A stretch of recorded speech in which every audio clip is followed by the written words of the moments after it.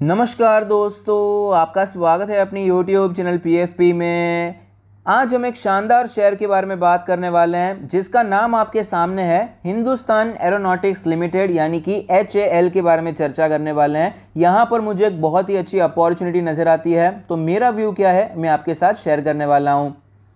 सबसे पहले कंपनी के फंडामेंटल्स पे फोकस करते हैं। प्रोडक्ट वाइज रेवेन्यू ब्रेकअप के बारे में बात करें तो फिनिश्ड गुड्स यानी कि एयरक्राफ्ट और हेलीकॉप्टर के सेल से 37.8% का रेवेन्यू आता है। रिपेयर और ओवरहॉल हेलीकॉप्टर से 38.5% का रेवेन्यू आता है। स्पेयर से 17.2% और अदर से 6.6%। लोकेशन वाइज ब्रेकअप के बारे में बात करें, इंडिया से 98.9% का रेवेन्यू आता है और रेस्ट ऑफ द वर्ल्ड से 1.1%। फंडामेंटल रेशियोज़ के बारे में चर्चा करते हैं। ROE 21% है, ROC 17% है, जो कि अपने एवरेजेस के साथ ही चल रहे हैं। नेट प्रॉफिट मार्जिन 14% है। यहाँ पर लेटेस्ट लिखा है, लेटेस्ट मतलब FY21 का मार्जिन है, ये आपको इंक्रीज होता हुआ नजर आता है, तो ओवरऑल मार्जिन्स में भी इंप्रूवमेंट है। डेट टू इक्विटी रेशियो के बारे में बात करें, जीरो है, कंपनी पर कोई कर्जा नहीं है। पहले कर्जा था लेकिन वो भी अभी नहीं है, तो फंडामेंटल रेशियोज हमें अच्छे नजर आते हैं। कंपनी के फाइनेंशियल ट्रेंड के बारे में बात करें तो आप देख पाएंगे रेवेन्यूज हमें कंटिन्यूसली बढ़ते हुए नजर आए, प्रॉफिटेबिलिटी हमें कंटिन्यूसली बढ़ती हुई नजर आई है। ऐसा नहीं है कि रेवेन्यू एकदम 5 गुना हो गया, 4 गुना हो गया, इतनी तेजी नहीं आई है, लेकिन डिसेंट ग्रोथ यहां पर दिखाई पड़ती है, एक हेल्थी फाइनेंशियल ट्रेंड दिखाई पड़ता है। अब शेयर होल्डिंग पैटर्न के बारे में बात करें, टोटल प्रमोटर होल्डिंग 75.15% है। 75% से ज़्यादा होल्डिंग नहीं होनी चाहिए, तो यहाँ पर आपको थोड़ा सा स्टेक सेल देखने को मिल सकता है। Mutual fund 6.05%, other DIA 12.2%, FII 3.15%, retail and other category 3.45%। Overall share holding pattern भी अच्छा नजर आता है, बस यहाँ पर प्रमोटर की होल्डिंग जो है ज़रूरत से ज़्यादा है। सेबी की गाइडलाइंस के हिसाब से 75% या उससे कम होनी चाहिए, तो थोड़ा बहुत यहाँ पर आपको कभी OFS देखने को मिल सकता है, इसके कारण भी स्टॉक में हमें प्रेशर देखने को मिल सकता है, वरना ओवरऑल तो शेयर होल्डिंग पैटर्न अच्छा दिखाई पड़ता है। एनालिस्ट के रेटिंग के बारे में बात करें, 4 एनालिस्ट ने स्टॉक को कवर किया है, जिसमें से 100% का मानना है कि स्टॉक में खरीदारी करनी चाहिए। हायर साइड पे 70% का अपसाइड है, 2500 का लेवल बताया जा रहा है। मीडियन है 7% का अपसाइड, 1600 का लेवल बताया जा रहा है, और गिरावट पे 1% यानी कि करंट मार्केट प्राइस के आसपास ही। तो सारे एनालिस्ट हमें यहाँ पर बुलिश ही नजर आते हैं। 46,000 करोड़ की मार्केट कैप है, 13 का PE रेशियो है, तो एक लार्ज कैप के लिए 13 का PE रेशियो, वैल्यूएशन भी हमें अट्रैक्टिव नजर आता है। ऑफ कोर्स ये डिफेंस सेक्टर में है तो ज़्यादा महंगा वैल्यूएशन इसे मिलेगा भी नहीं, लेकिन ओवरऑल 13 का PE रेशियो अट्रैक्टिव नजर आता है।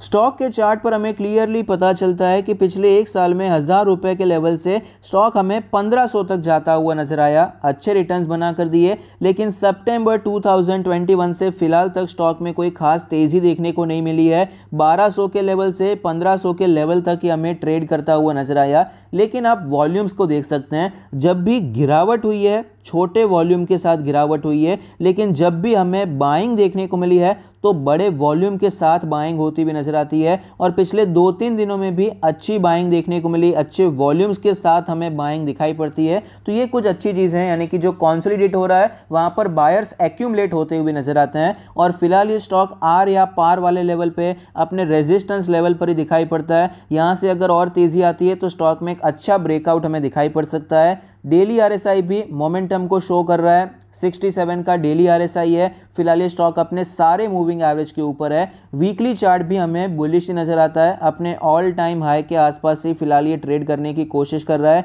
वीकली RSI भी 60 के ऊपर है, 63 का लेवल है, ये भी अच्छी बात है।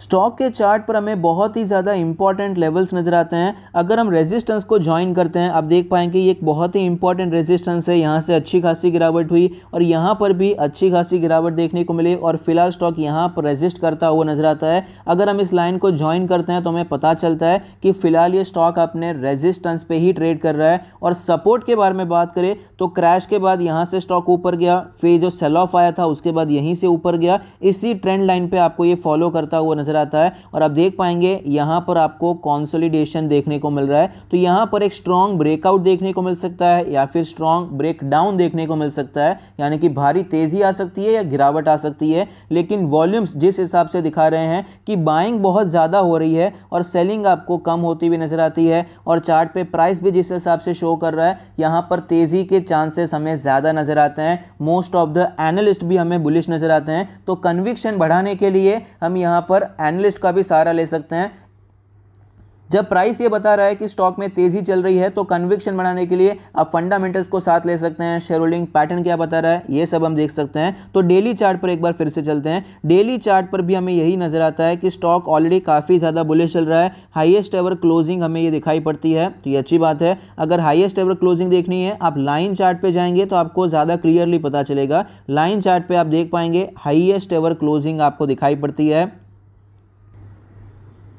स्टॉक का जो इंपॉर्टेंट रेजिस्टेंस है वो ऑलरेडी हमें टूटता हुआ नज़र आता है। 1450 के आसपास इसका क्लोजिंग बेसिस पे एक रेजिस्टेंस हमें देखने को मिला है। इसके ऊपर ये सस्टेन नहीं हो पाता, लेकिन आज हमें ये सस्टेन होता हुआ नज़र आया। विथ वॉल्यूम्स हमें सस्टेन होता हुआ नज़र आया। और यहाँ पर टेक्निकल टारगेट क्या है, मेरे हिसाब से 20% का पहला टारगेट नज़र आता है। जो हमारा पहला टारगेट होगा 20% का होगा। एनालिस्ट ने यहाँ पर 2500 का लेवल बताया, जो कि 1000 रुपये ऊपर है। इतना जल्दी इतना स्टॉक चला जाएगा उसके चांसेस कम होते हैं। जा सकते हैं, बहुत से स्टॉक गए हैं, लेकिन लॉजिकली प्रोबेबिलिटी के हिसाब से देखें तो 20% का जो अपसाइड है वो ज़्यादा पॉसिबल नज़र आता है, ज़्यादा अचीवेबल नज़र आता है। और ये टारगेट मैंने कैलकुलेट कैसे किया है, यहाँ पर एक complex head and shoulder pattern आपको बनता हुआ नज़र आता है। Inverse head and shoulder pattern है। तो यहाँ पर जो डिस्टेंस है ये सेम आपको ऊपर नज़र आ सकता है। ये डिस्टेंस 300 रुपये का है, तो सेम अगर हम 300 रुपये ऊपर के साइड पे देखते हैं तो वो हो जाता है 20% का अपसाइड। स्टॉक में 1800 का यहाँ पर टारगेट नज़र आ सकता है। कितना टाइम लग सकता है, मेरे हिसाब से 2 से 3 महीने लग सकते हैं, वो भी हायर साइड पे, क्योंकि जिस हिसाब से वॉल्यूम्स हैं, कंसोलिडेशन है, तो स्टॉक में आपको जल्दी ही तेज़ी देखने को मिल सकती है। लेकिन टाइम को आपको रखना चाहिए साइड में। जैसे फ्लिपकार्ट अमेजोन वाले बोलते हैं कि नहीं भाई 1 हफ्ता लग सकता है, लेकिन 2-3 दिन में आ जाता है, बस उसी प्रकार से आप यहाँ पर सोच के रखिए 2-3 महीने यहाँ पर आपको लग सकते हैं। तो फिलहाल स्ट्रैटेजी क्या होनी चाहिए, स्ट्रैटेजी हो सकती है कि कल आप खरीदारी करने के बारे में सोच सकते हैं। जैसे ही ये स्टॉक हमें 1500 के ऊपर जाता हुआ नजर आता है हम यहाँ पर बाइंग कर सकते हैं। स्टॉप लॉस कहाँ पर लगाना है, स्टॉप लॉस इस लो के नीचे लगाना है। ये लेवल कौन सा है, ये लेवल अप्रॉक्सीमेटली 1375 का लेवल है। 1375 का हमारा स्टॉप लॉस हो जाएगा। 1500 पे हमारी खरीदारी हो जाएगी और पहला टारगेट हमारा 1800 का हो जाएगा। बाद में आप ट्रेलिंग स्टॉप लॉस का इस्तेमाल भी कर सकते हैं।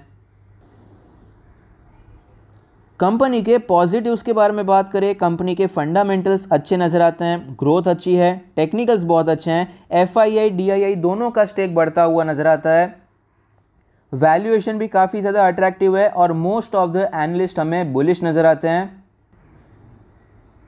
कुछ नेगेटिव्स के बारे में बात करें तो गवर्नमेंट पे डिपेंडेंसी बहुत ही ज़्यादा बढ़ जाती है। पीएसयू स्टॉक तो है ही, लेकिन यहाँ पर ऐसा तो नहीं है कि हम लोग भी ऑर्डर दे देंगे हमें भी हेलीकॉप्टर चाहिए, ऐसा नहीं होता है। गवर्नमेंट डिपेंडेंसी काफ़ी ज़्यादा है, इंटरफेरेंस भी काफ़ी ज़्यादा होता है और ये हाई ग्रोथ सेक्टर नहीं है। यहाँ पर कोई मल्टी बैगर रिटर्न्स बन जाएंगे उसके चांसेस थोड़े बहुत कम हो जाते हैं।